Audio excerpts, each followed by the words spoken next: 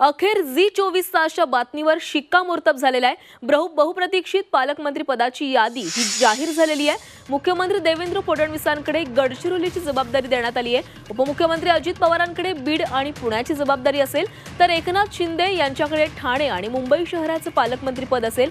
झी24 तासनं सर्वात आधी बातमी दाखवलेली होती, त्यामुळे आता या बातमीवर शिक्कामोर्तब झालेला आहे आणि पालकमंत्री पदाची यादी ही जाहीर झालेली आहे। मुख्यमंत्री दाओस दौऱ्यावर जाण्याआधी पालकमंत्री पदाची यादी जाहीर होईल अशी बातमी झी24 तासनं दाखवलेली होती आणि त्या बातमीवर आता शिक्कामोर्तब झालाय।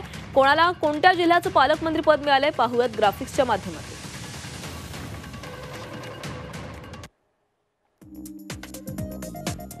देवेंद्र फडणवीस यांच्याकडे गडचिरोली, एकनाथ शिंदे यांच्याकडे ठाणे आणि मुंबई शहर, अजित पवारांकडे पुणे, बीड, चंद्रकांत पाटील सांगली, गिरीश महाजन नाशिक, गणेश नाईक पालघर, गुलाबराव पाटील जळगाव, संजय राठोड यवतमाळ, आशिष शेलार मुंबई उपनगर या जिल्ह्यांची यांच्यावर जबाबदारी आहे।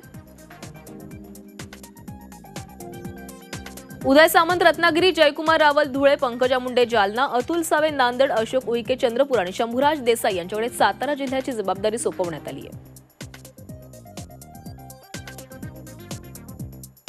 आदिती तटकरे रायगड, शिवेंद्रराजे भोसले लातूर, माणिकराव कोकाटे नंदुरबार, जयकुमार गोरे सोलापूर, नरहरी झिरवाळ हिंगोली आणि संजय सावकारे भंडारा।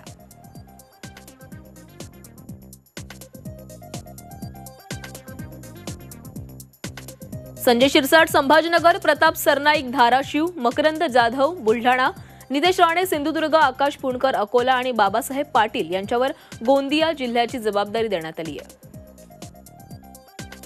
प्रकाश आबिटकरांवर कोल्हापूर, पंकज भोयर यांच्यावर वर्धा आणि मेघना बोर्डीकर यांच्यावर परभणी जिल्ह्याची जबाबदारी आहे। तर काही सहपालकमंत्री सुद्धा जाहीर करण्यात आलेत, पाहूयात।